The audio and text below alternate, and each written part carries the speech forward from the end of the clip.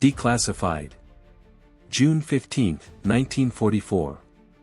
The hedgerows of Normandy stretched endlessly across the French countryside like green fortresses carved from the earth itself, their ancient stone foundations overgrown with centuries of bramble and thorn. The morning mist hung thick in the air, carrying the acrid smell of cordite and the metallic tang of blood that had become all too familiar in the 9 days since D-Day. Private Harold Hank Mulligan crouched behind a moss-covered stone wall, his weathered hands gripping a standard-issue M1 Garand that felt alien compared to the farming tools he'd wielded for the better part of his 43 years. The weapon's cold steel seemed to mock him as machine gun fire chattered from the German positions barely 200 yards ahead, each burst sending chunks of limestone flying from the ancient barrier that provided their only protection. The sound was relentless, a mechanical drumbeat of death that had pinned down Baker Company for the better part of 6 hours. 57 American soldiers pressed themselves against whatever cover they could find, their faces streaked with mud and sweat, eyes wide with the kind of fear that comes when you realize your training manual never prepared you for this. The hedgerows that had seemed so pastoral from the landing craft now revealed themselves as perfect defensive positions, each one a fortress that channeled attacking forces into killing fields where experienced Wehrmacht soldiers could pick them off at leisure. The morning sun, climbing higher through the gray clouds, cast long shadows that seemed to point accusingly at the trapped Americans, highlighting their desperate situation with cruel clarity. Captain Morrison, a young officer from West Point whose pristine uniform had been reduced to tatters in the past week, pressed himself against the stone wall next to Mulligan, his voice barely audible over the crack of rifle fire. "They've got us pinned down good, Farmer. 3 machine gun nests in interlocking fields of fire, plus at least 30 riflemen spread along that hedgerow.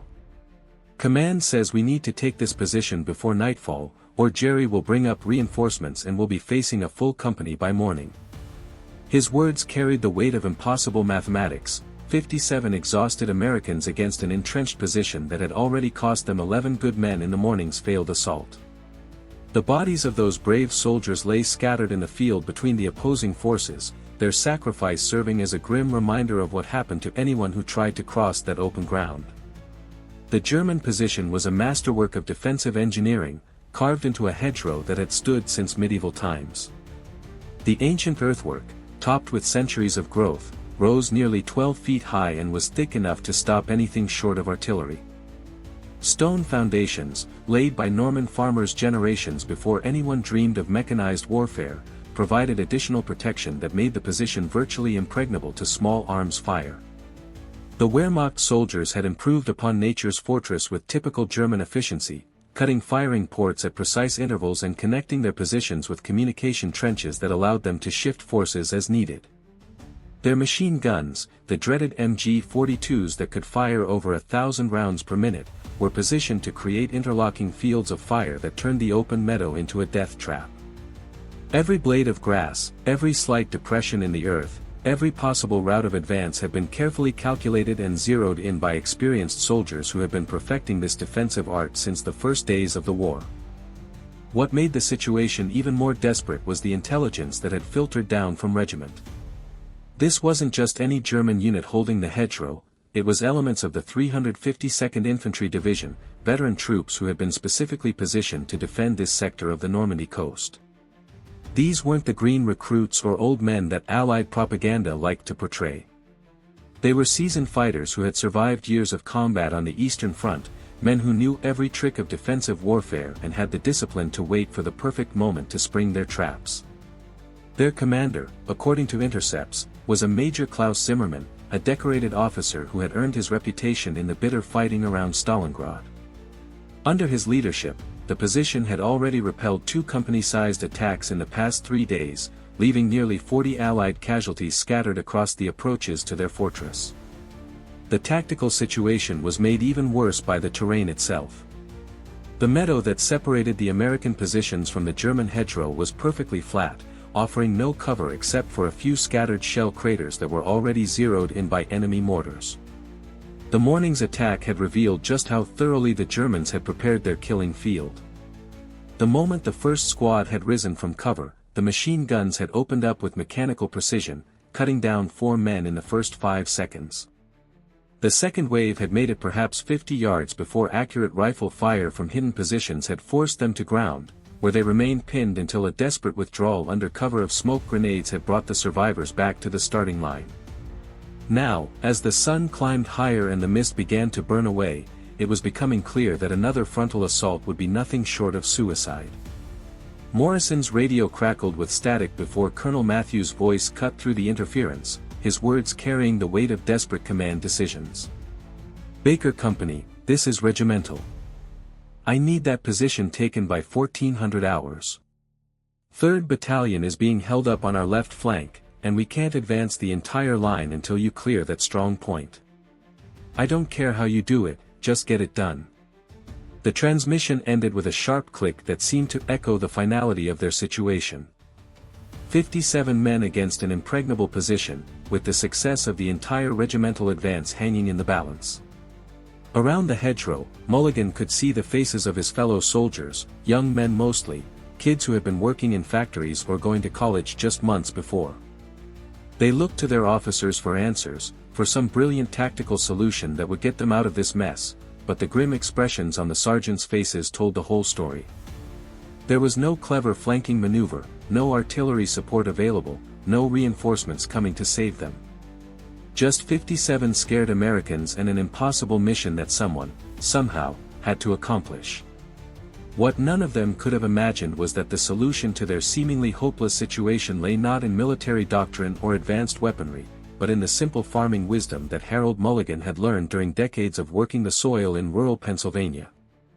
As machine gun bullets whined overhead and the sun climbed toward its noon zenith, casting harsh shadows across the killing field, one farmer's understanding of the land itself was about to change the course of a battle and capture 55 German soldiers in the span of just 30 minutes. Hank Mulligan had never intended to become a soldier, much less a battlefield innovator who would be remembered in military academies decades after the war ended. Born on March 8, 1901, in the rolling hills of Lancaster County, Pennsylvania, he had grown up in a world where the rhythm of life was dictated by seasons rather than strategy, where the most important battles were fought against drought and disease rather than human enemies.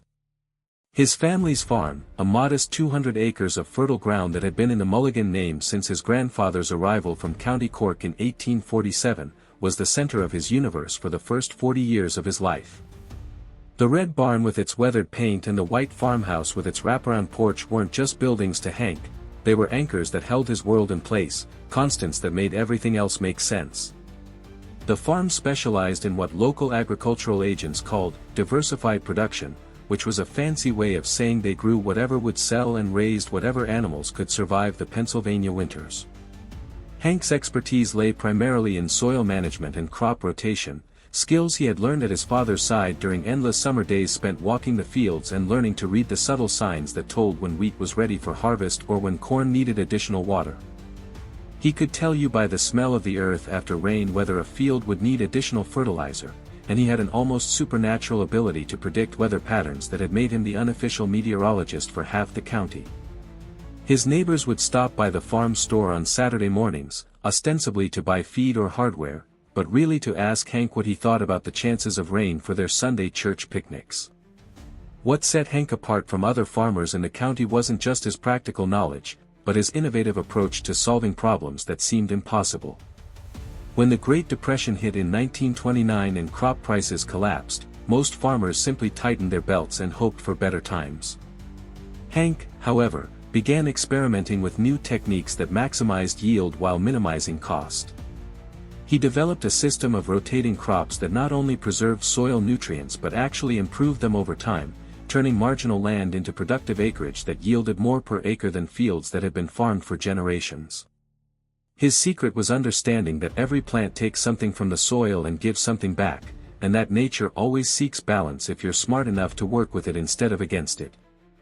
The innovation that would later save his life and the lives of 56 fellow soldiers actually began with a problem that had plagued Pennsylvania farmers for generations: how to clear fields of stones without breaking your back or your bank account. The glaciers that had carved the landscape thousands of years earlier had left behind countless rocks and boulders that seemed to multiply every spring, pushed to the surface by the freeze-thaw cycle that turned peaceful farmland into obstacle courses. Traditional methods involved backbreaking labor with picks and shovels, slowly working each stone loose and then somehow getting it to the edge of the field where it could be incorporated into the stone walls that crisscrossed the countryside. Hank's innovation was to recognize that water, given enough time and the right conditions, could do the work that would break men's backs. His technique involved what he called hydraulic assistance, using controlled flooding and drainage to loosen the soil around large stones, combined with a carefully engineered system of levers and fulcrums that multiplied human strength by factors of 10 or more. Instead of fighting the stones directly, he would work with the natural forces of erosion and leverage to convince them to move themselves. The key was understanding exactly where to apply pressure and when, reading the subtle signs in the earth that told him when a stone was ready to be shifted. His neighbors thought he was slightly mad when they saw him spending hours studying a single boulder, walking around it, testing it with various tools, sometimes lying down to examine the soil beneath it. But when that same boulder would be sitting at the field's edge 3 days later, moved by what seemed like magic, they began to pay attention to his methods. The decision to enlist came on December 8, 1941, the day after Pearl Harbor, when Hank was sitting at the kitchen table reading the Lancaster County Herald's account of the Japanese attack. His wife Martha had been making breakfast, the smell of bacon and coffee filling the warm kitchen, when the radio had crackled to life with President Roosevelt's address to Congress. As the president's voice declared that December 7th would live in infamy, Hank found himself studying the faces in the newspaper photographs, young sailors and soldiers who looked barely old enough to shave, their lives cut short by forces they probably never saw coming. At 40 years old, with no children to carry on the farm and a wife who had always been more practical than sentimental, he made a decision that surprised everyone who knew him, including himself. Martha understood before he even spoke the words. They had been married for 18 years, long enough for her to read the subtle signs in his expression that told her his mind was already made up. "You're going, aren't you?" she asked, not looking up from the stove where eggs were beginning to sizzle in the cast-iron pan. "I am," he replied, his voice carrying the same quiet certainty he used when predicting rain. "This farm will be here when I get back, but those boys in the Pacific won't get a second chance if we don't stop this thing now." The conversation that followed was practical rather than emotional, two people who understood that some decisions couldn't be argued with, only accepted. Martha would stay and maintain the farm with help from their neighbor's oldest son, who was too young for the draft but old enough to handle the basic work. Hank would enlist the next morning, before he could change his mind or let practical concerns override what his conscience told him was right. Basic training at Fort Benning, Georgia, was a revelation in just how different military thinking was from the agricultural problem-solving that had shaped Hank's entire adult life. The Army had procedures for everything, detailed manuals that specified exactly how every task should be performed, from the proper way to make a bed to the precise sequence of movements required to disassemble and clean a rifle. For 18 weeks, drill sergeants shouted instructions at men who were expected to follow orders without question, to suppress their natural instincts to improvise or adapt in favor of doing things the Army way. Most of the other recruits, young men in their late teens or early 20s, adapted to this system relatively easily. They had grown up in a world of schools and factories where following instructions was the norm, where thinking for yourself was often discouraged.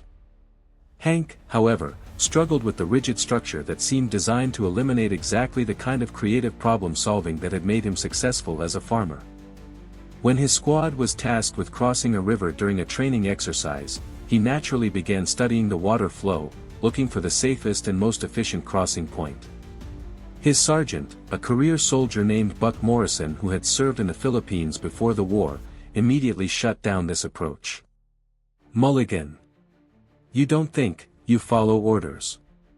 The manual says cross at the designated point, so that's where we cross, even if it's 10 feet deep and full of alligators." The conflict between military doctrine and practical wisdom came to a head during the final training exercise, when Hank's squad was tasked with taking a simulated enemy position that had been designed to be nearly impossible to assault directly. While his squad mates prepared for a frontal attack that would likely result in heavy simulated casualties, Hank found himself studying the terrain around the objective, noting details that the exercise designers had probably never considered. The enemy position was located on slightly higher ground, but the soil composition suggested it had been built on what was essentially a small drainage basin. Heavy rains the night before had saturated the ground, and Hank could see clear signs that water was beginning to collect in subtle low spots that weren't visible to casual observation. Instead of attacking directly, he proposed a flanking maneuver that would take advantage of the unstable ground, forcing the defenders to abandon their prepared positions or risk being trapped in what would soon become a muddy quagmire. The suggestion was initially dismissed by his squad leader, who pointed out that it deviated from the approved attack plan and would require the kind of terrain reading that wasn't taught in any manual.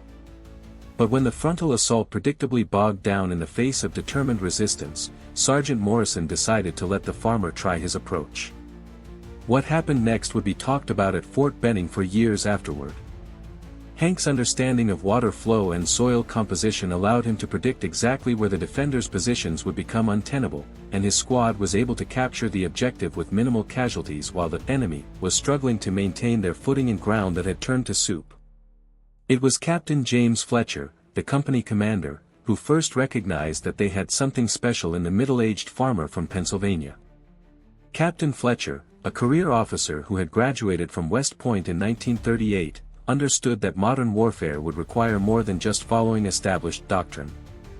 The Germans had proven that innovation and adaptation were essential for survival, and he suspected that men like Mulligan, with their practical experience and creative problem-solving abilities, might be exactly what the army needed.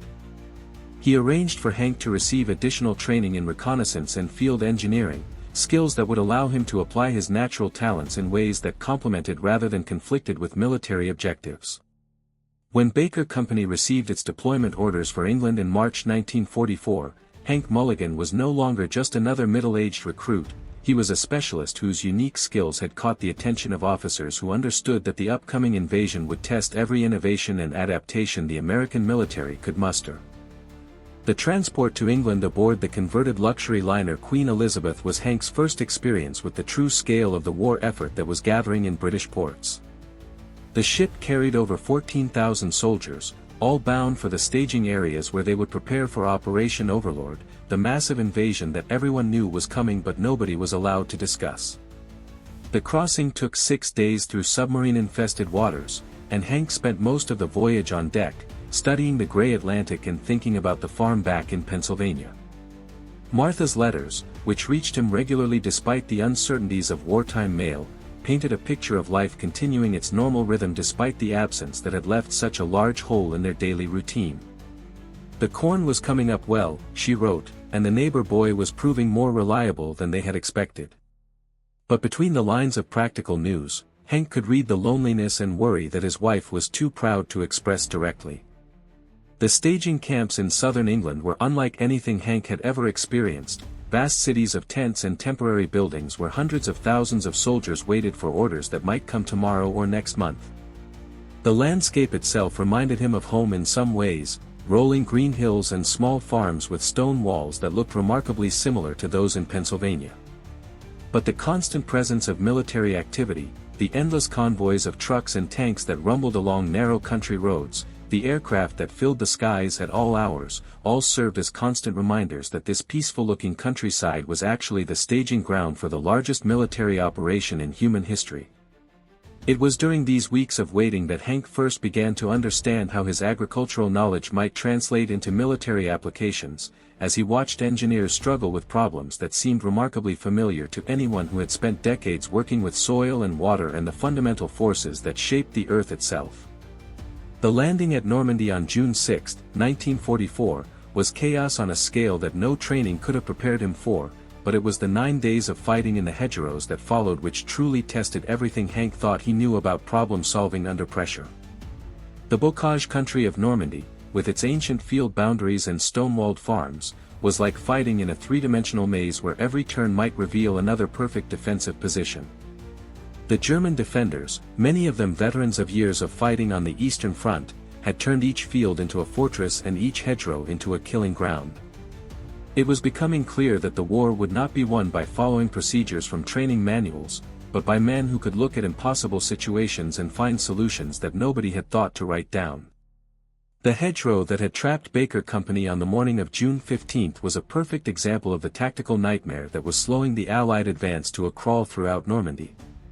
What looked like a simple farmer's field boundary from a distance revealed itself upon closer inspection to be a fortress that had been improving itself for over 1,000 years. The original earthwork, built by Norman farmers sometime in the early medieval period, consisted of a carefully constructed stone foundation that had been designed to last for generations. Over the centuries, this foundation had been reinforced and improved by successive generations of farmers, each adding their own modifications and improvements until the result was a barrier that was both part of the landscape and separate from it. The German defenders who had inherited this position understood exactly what they possessed, and they had spent months turning natural advantages into a military masterpiece. The hedgerow itself rose nearly 12 feet above the surrounding fields, its earthen sides so steep that climbing them under fire would be virtually impossible. The stone foundation, invisible from the American positions but revealed to Hank's experienced eye by subtle changes in the vegetation growing above it, provided protection that could stop anything short of direct hits from heavy artillery. The Germans had improved upon this natural fortress by carefully cutting firing ports at precise intervals, each one positioned to provide maximum fields of fire while offering minimum exposure to return fire. Communication trenches, invisible from ground level, connected these individual fighting positions and allowed the defenders to shift men and weapons as the tactical situation demanded. What made the position truly formidable was not just its physical strength, but the experience and skill of the men defending it. Intelligence reports had identified elements of the 352nd Infantry Division, specifically the 2nd Battalion of the 916th Regiment, under the command of Major Klaus Zimmermann. These were not the green recruits or overage reservists that Allied propaganda liked to portray, but veteran soldiers who had survived years of combat on the Eastern Front against an enemy that gave no quarter and expected none in return. They knew every trick of defensive warfare, from the proper spacing of machine guns to create interlocking fields of fire, to the precise timing required to make every shot count when ammunition was precious. Under Zimmermann's leadership, they had already repelled 2 company-sized attacks in the past 3 days, inflicting nearly 40 casualties while suffering fewer than 6 of their own. The failed morning assault had revealed just how thoroughly the German position dominated the approaches to their hedgerow. The moment the first American squad had risen from their positions, the carefully coordinated defensive fire had begun with mechanical precision. The MG-42 machine guns, positioned to create overlapping fields of fire, could put out over 1,000 rounds per minute each, turning the open meadow into a killing zone where survival was measured in seconds. The rifle fire from hidden positions was equally deadly, delivered by men who had learned their marksmanship skills in a war where missing your target often meant dying yourself.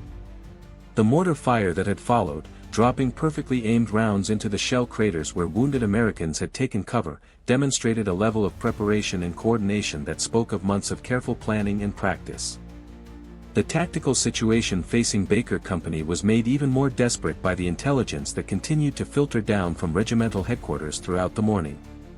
Aerial reconnaissance had identified German reinforcements moving toward their sector, including elements of a panzer unit that could turn their already impossible situation into a complete disaster. Radio intercepts suggested that Major Zimmermann had been in contact with his superiors, requesting permission to launch a limited counterattack that would push the Americans back to their starting positions and eliminate the threat to this crucial defensive line. Time was running out not just for Baker Company, but for the entire advance that depended on clearing this single, seemingly insignificant hedgerow that stood like an ancient fortress in the way of modern armies. As the morning wore on and the sun climbed higher, burning away the protective mist that had provided some concealment for the trapped Americans, Captain Morrison found himself facing the kind of command decision that haunted officers' nightmares. Regiment was demanding results, his men were looking to him for answers, and every tactical option seemed to lead to the same inevitable conclusion: massive casualties for minimal gain. Artillery support was unavailable due to ammunition shortages and the need to support other sectors of the advance. Air support was grounded by the low ceiling and the risk of hitting friendly forces. Flanking maneuvers were impossible due to German positions on both sides that were equally well prepared.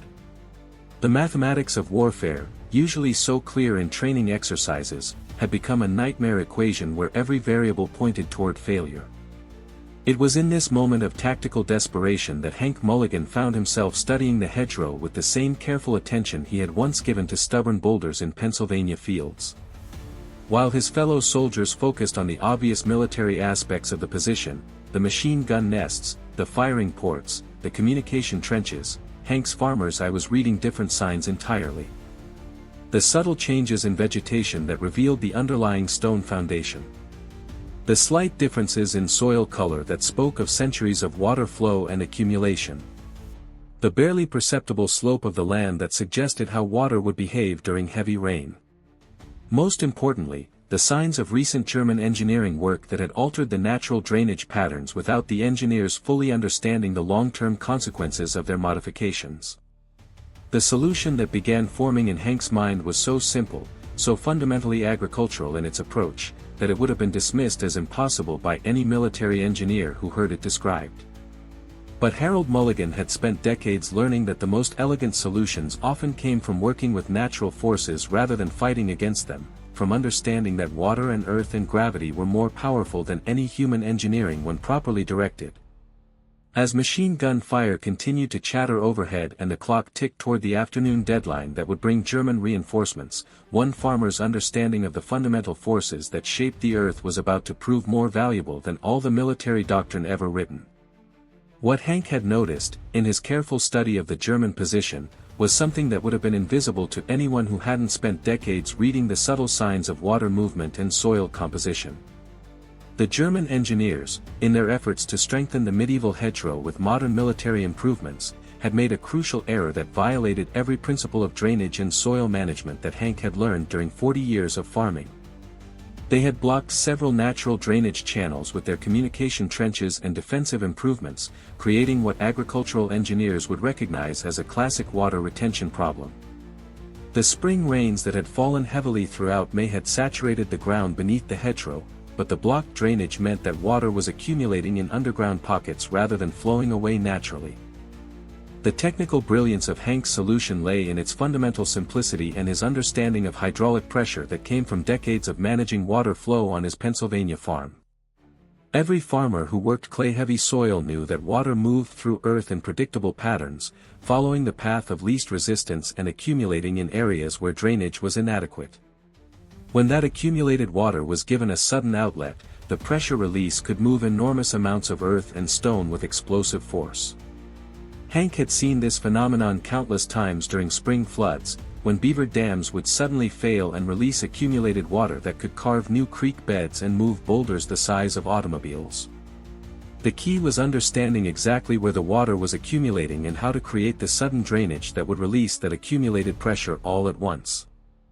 The first component of Hank's plan involved what he privately called hydraulic surveying, using techniques he had learned for finding underground springs and water sources to locate the exact points where water was accumulating beneath the German position. This required careful observation of vegetation patterns, soil composition, and the subtle signs that told an experienced farmer where water was hiding just below the surface. Hank spent nearly an hour studying the hedgerow through binoculars borrowed from the company's Forward Observer, noting details that would have seemed meaningless to anyone without his background. The slightly yellowed grass in certain areas that indicated waterlogged soil. The places where the hedge growth was more lush, suggesting underground water sources. Most importantly, the spots where recent German digging had left telltale signs of hitting water during their construction work. The second component required an understanding of leverage and mechanical advantage that came from decades of moving heavy objects with minimal equipment on a farm where every tool had to serve multiple purposes. Hank's innovation here was to recognize that the same principles he used to move large stones could be applied to creating sudden drainage outlets that would release accumulated hydraulic pressure all at once. The key was not to fight the water directly, but to redirect it in ways that would turn its enormous power against the very fortifications that were blocking its natural flow. This meant identifying the precise points where small amounts of directed force could create dramatic results, where understanding the underground structure could allow human engineering to trigger natural forces that would do the heavy work. The third element of the plan was the most crucial and the most dangerous, timing the release of hydraulic pressure to achieve maximum effect while minimizing risk to American forces. This required reading the subtle signs of water movement and pressure buildup that Hank had learned during decades of managing irrigation and drainage on his farm. Too early, and the water would drain away gradually without significant effect. Too late, and German reinforcements might arrive or the defenders might notice the preparations and take countermeasures. The timing had to be perfect, based on understanding exactly how water would behave when given sudden outlets under specific pressure conditions. It was the kind of knowledge that couldn't be learned from books or manuals, but only from years of practical experience with the fundamental forces that shaped the earth itself.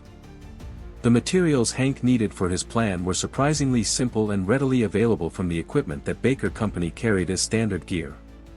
Entrenching tools, which every soldier carried for digging foxholes and defensive positions, would serve as the primary digging implements for creating drainage outlets. Bangalore torpedoes, typically used for clearing wire obstacles, could be adapted to create precisely placed explosive charges for breaking through the stone foundation at crucial points. Standard field telephone wire could be used to create the mechanical linkages that would allow multiple drainage points to be opened simultaneously from a safe distance. Most importantly, the shaped charges that the company's engineers carried for destroying bridges and bunkers could be modified to create controlled explosions that would redirect water flow rather than simply destroying targets. The testing phase of Hank's plan took place in a small drainage ditch approximately 200 yards behind the American lines, where accumulated rainwater had created conditions similar to what he believed existed beneath the German hedgerow. Using techniques borrowed from his farming experience, Hank created a small-scale model of his proposed solution, demonstrating how controlled drainage could move significant amounts of earth and debris with minimal explosive force. The key was understanding that water under pressure would do most of the work, while human engineering simply provided the initial trigger and guidance for forces that already existed. The test results exceeded even Hank's expectations, moving nearly a ton of earth and stone using less explosive than would normally be required to destroy a single bunker. The process of convincing Captain Morrison to authorize the attempt required all of Hank's skills of practical persuasion, combined with the desperate tactical situation that left few alternatives. Morrison, trained in conventional military tactics, initially dismissed the idea as too unorthodox and too dependent on factors that couldn't be controlled or predicted.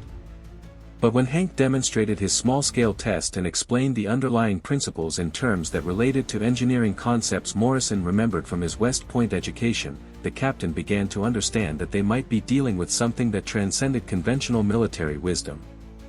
The breakthrough came when Morrison realized that Hank's plan offered the possibility of neutralizing the German position without sustaining the heavy casualties that a frontal assault would inevitably produce. The final preparations required modifying standard military equipment in ways that would have horrified supply sergeants but made perfect sense to anyone familiar with agricultural improvisation.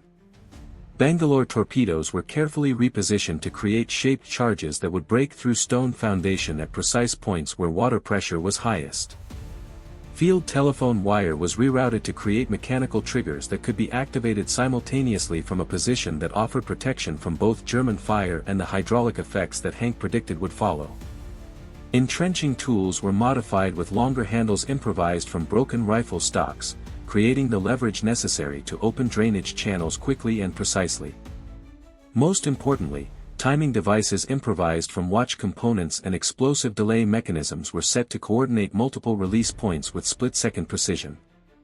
The engineering principles underlying Hank's innovation drew upon centuries of agricultural knowledge about water management and soil dynamics, combined with an intuitive understanding of hydraulic pressure that came from decades of practical experience.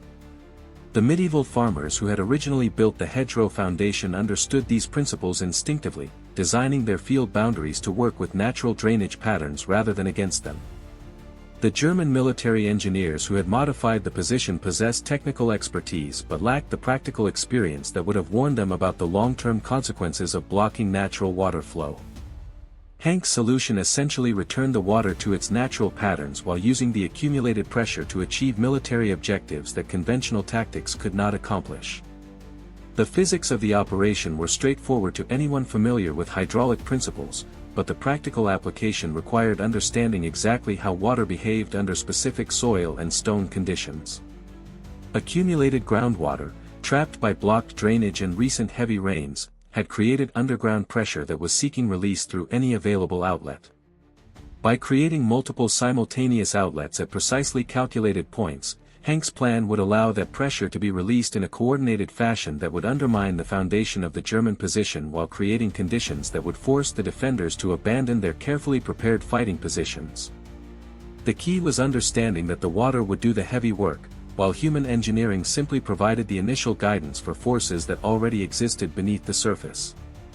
The moment of truth came at 13:47 hours on June 15, 1944, with the sun hanging directly overhead in a sky that had finally cleared of the morning's protective mist and the distant rumble of artillery fire providing a constant reminder that time was running out for Baker Company's impossible mission. The temperature had climbed to nearly 80 degrees Fahrenheit, unusual for Normandy in June, and the heat was beginning to take its toll on soldiers who had been crouched in inadequate cover for more than 7 hours. Captain Morrison crouched beside Hank behind their section of stone wall, his field glasses trained on the German positions that seemed as formidable as ever, showing no signs of the underground vulnerability that the farmer claimed to have discovered. The weight of command responsibility pressed heavily on the young officer's shoulders as he prepared to authorize an operation that violated every principle of conventional military tactics he had ever learned. Across the killing field that separated the opposing forces, Major Klaus Zimmermann was conducting his own final preparations for what he expected would be another easy victory against American forces that seemed incapable of learning from their previous failures. His machine gunners had cleaned and reloaded their weapons during the relative quiet of the past hour, and his riflemen had redistributed ammunition to ensure maximum firepower when the inevitable assault began. Intelligence reports suggested that American reinforcements were not available, meaning that the attack, when it came, would involve the same 57 soldiers who had already proven incapable of crossing the open ground under defensive fire. Zimmermann's confidence was built on solid tactical foundations, his position was virtually impregnable, his men were experienced veterans, and the approaches to his hedgerow offered no cover that could shelter an attacking force. The German defensive position, viewed from above by reconnaissance aircraft that morning, looked exactly like what military engineers would design as a perfect example of integrated defensive architecture. The main fighting line, built into the medieval hedgerow, was supported by carefully positioned machine gun nests that could deliver interlocking fields of fire across every possible approach route. Communication trenches, invisible from ground level, connected individual fighting positions and allowed rapid reinforcement of any point that came under attack. Alternative positions had been prepared to provide depth to the defense, and ammunition had been pre-positioned to sustain extended combat. Most importantly, the entire position had been carefully integrated with neighboring units to ensure that any breakthrough could be quickly contained and counterattacked by forces that were already in position and ready to respond. What Major Zimmermann could not have known, despite his extensive military engineering training and years of combat experience, was that the medieval farmers who had originally built the hedgerow foundation possessed practical knowledge about local soil and water conditions that German technical manuals had never addressed. The original earthwork had been designed to work with natural drainage patterns that had been established over thousands of years of geological evolution. When German engineers had modified the position to improve its military effectiveness, they had unknowingly violated principles of water management that would have been second nature to any farmer familiar with the local terrain. The blocked drainage channels and diverted water flow had created exactly the conditions that Hank's farming experience had taught him to recognize and exploit. Hank's final preparations involved last-minute adjustments to the timing mechanisms that would coordinate the multiple drainage outlets he had created during the morning hours.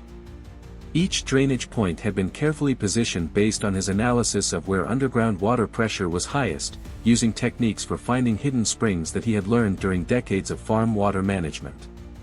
The modified Bangalore torpedoes were positioned to create precisely shaped explosions that would break through stone foundation at exactly the right points, while the improvised mechanical triggers would ensure simultaneous activation from a position that offered protection from both German fire and the hydraulic effects he predicted would follow. The timing had to be perfect, too early, and the water would drain away gradually without significant effect, too late, and the opportunity might be lost forever. At exactly 13:52 hours, with Captain Morrison's reluctant authorization and the prayers of 56 fellow soldiers who understood they were witnessing something unprecedented, Hank Mulligan triggered the coordinated release of hydraulic pressure that had been building beneath the German hedgerow for weeks of accumulated spring rainfall. The initial explosions were surprisingly modest, barely audible above the ambient noise of distant artillery fire, designed to create openings rather than destruction. For several seconds, nothing seemed to happen, and Hank could see doubt beginning to form in Captain Morrison's expression as the German defensive fire continued without interruption. Then, like a dam failure that begins with a trickle and builds to a torrent, the accumulated water pressure began to find its newly created outlets. The first signs of success were subtle, visible only to someone who knew exactly what to look for in the behavior of water-saturated earth under sudden pressure release. Small streams of muddy water began appearing at the base of the hedgerow, flowing faster and with greater volume as underground pressure found its way to the surface through Hank's carefully engineered drainage channels. The German defenders, focused on watching for another frontal assault across the killing field, initially paid no attention to what seemed like minor drainage from their positions. But within minutes, the trickles had become streams, and the streams were beginning to carry away earth and stone that formed the foundation of their defensive positions. The medieval stonework, designed to last for centuries under normal conditions, had never been tested against the kind of hydraulic pressure that Hank's innovation had concentrated and directed against its weakest points. The moment when hydraulic pressure reached critical mass was marked by a sound unlike anything the soldiers on either side had ever heard, not the explosive crack of artillery or the mechanical chatter of machine gun fire, but something deeper and more primal, the sound of earth itself shifting under forces too powerful for human engineering to control. Underground cavities that had been created by blocked drainage suddenly collapsed as water pressure was redirected, creating subsidence that affected hundreds of feet of the German defensive lines simultaneously. Fighting positions that had seemed carved from solid rock began to sink and shift as their foundations were literally washed away from beneath them. Machine gun nests that had dominated the battlefield for days found their fields of fire disrupted as the ground beneath them settled and shifted in ways that no military engineer had ever calculated or prepared for. The German response to the unprecedented situation revealed both their experience and their limitations as soldiers who had been trained to deal with conventional threats but had no procedures for responding to what was essentially a geological event triggered by military action. Major Zimmermann's first instinct was to assume that the Americans had somehow managed to tunnel under his position and were attempting to collapse his defenses with underground explosives. He ordered his men to abandon the affected positions and fall back to secondary defensive lines, a textbook response to suspected underground attack. But the spreading effects of hydraulic pressure release meant that the secondary positions were becoming equally unstable, forcing a general withdrawal that exposed his forces to exactly the kind of target-rich environment that American rifles and machine guns could exploit effectively. The tactical transformation was remarkable in its speed and completeness. Within 15 minutes of Hank's initial hydraulic release, a defensive position that had been virtually impregnable had become a trap for its own defenders. German soldiers who had felt completely secure behind stone foundations that had endured for centuries suddenly found themselves struggling to maintain footing on ground that was literally shifting beneath their feet. Equipment that had been carefully positioned and zeroed in became useless as fighting positions sank or tilted beyond the ability to correct. Most critically, the communication trenches that had allowed rapid coordination between defensive positions became flooded channels that isolated individual fighting groups and prevented the kind of coordinated response that had made the position so formidable. Captain Morrison, watching the impossible unfold before his eyes, found his military training struggling to process what he was witnessing. Everything he had learned about defensive warfare suggested that positions like the German hedgerow could only be reduced through massive application of firepower or costly frontal assaults that accepted heavy casualties as the price of tactical success.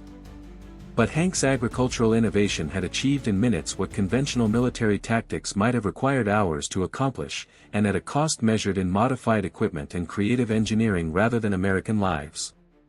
The moment when Morrison realized that the German position was truly collapsing came when he saw individual enemy soldiers beginning to emerge from their fighting positions with their hands raised, choosing surrender over the impossible task of maintaining defensive positions on ground that was no longer solid enough to support military operations. The final phase of the operation unfolded with the mechanical precision of a well-rehearsed training exercise, despite being entirely improvised in response to unprecedented tactical conditions. American soldiers who had been pinned down by defensive fire for hours suddenly found themselves able to advance across ground that was no longer covered by coherent enemy fire. The German defenders, struggling to maintain positions on unstable ground while dealing with equipment that had been rendered useless by shifting foundations, were in no condition to maintain the disciplined fire that had made their position so deadly. Within 30 minutes of Hank's initial hydraulic release, Baker Company was accepting the surrender of 55 German soldiers, including Major Zimmermann, who approached Captain Morrison under a white flag improvised from a torn undershirt and formally surrendered his remaining forces. The scene that greeted American soldiers as they finally crossed the killing field that had seemed impossible to traverse was unlike anything in their combat experience or training. The medieval hedgerow that had anchored the German defensive line was still physically present, but its military value had been completely eliminated by ground subsidence that had left fighting positions tilted at impossible angles and communication trenches transformed into drainage ditches. Abandoned weapons and equipment lay scattered across positions that their crews had been forced to abandon not because of enemy fire, but because the earth itself had become unreliable. Most remarkably, the entire operation had been accomplished with minimal casualties on either side, achieving tactical objectives through engineering innovation rather than the application of overwhelming firepower that characterized most successful assaults. The immediate recognition of Hank's achievement came from sources that understood both its tactical significance and its broader implications for military engineering and innovative thinking under combat conditions. Captain Morrison's after-action report, filed that evening with regimental headquarters, described the operation as unprecedented in his military experience and recommended immediate analysis by higher-level engineering staff to determine whether similar techniques might be applicable in other tactical situations. The report noted specifically that the operation had achieved objectives that conventional tactics would have required significantly greater time and resources to accomplish, while minimizing casualties on both sides through the application of specialized knowledge that had not been addressed in any military manual or training program. Colonel Matthews, upon reading Morrison's initial report, immediately requested a personal briefing from both the company commander and Private Mulligan, recognizing that they might have stumbled upon something that could affect tactical planning throughout the Normandy campaign. The interview, conducted in a farmhouse that served as temporary regimental headquarters, revealed the agricultural foundations of Hank's innovation and sparked immediate interest in whether similar techniques might be applicable to other German defensive positions that were slowing the Allied advance across the Bocage country. Matthews, a career engineer officer who understood both the technical aspects of military construction and the broader strategic implications of tactical innovation, recognized immediately that Hank's approach represented exactly the kind of creative problem-solving that modern warfare would demand. The formal recognition began with Hank's immediate promotion to sergeant and assignment to regimental headquarters as a specialist in what came to be known as agricultural warfare, the application of farming knowledge and techniques to military problems. His techniques were quickly incorporated into training programs for engineer units, and within weeks, modified versions of his hydraulic approach were being tested against German positions throughout the Normandy sector. The success rate was remarkable, with positions that had resisted conventional assault for days or weeks succumbing to hydraulic attack in hours or minutes, often with minimal casualties on either side. Most importantly, the psychological effect on German defenders was significant, as word spread through enemy units that their seemingly impregnable positions might be vulnerable to attacks they had never been trained to anticipate or counter. The broader military adoption of Hank's techniques required careful analysis and modification to make them applicable by soldiers who lacked his decades of agricultural experience, but the underlying principles proved remarkably adaptable to various tactical situations. Military engineers developed standardized procedures for identifying vulnerable positions, portable equipment for creating the hydraulic effects that Hank had achieved through improvisation, and training programs that taught the basic principles of soil dynamics and water management that were essential for successful implementation. The techniques were particularly effective against fixed defensive positions built on older foundations, where original drainage patterns had been disrupted by military modifications that their designers had not fully understood. Hank's post-war life reflected the modest character that had made him reluctant to seek recognition for achievements that he viewed as simple applications of knowledge he had possessed long before he became a soldier. Returning to his Pennsylvania farm in September 1945, he resumed the agricultural work that had always been his primary passion, though with a perspective broadened by experiences that few farmers could claim. The farm prospered under management techniques that combined traditional agricultural wisdom with innovations developed during his military service, particularly in the areas of water management and soil conservation. Martha.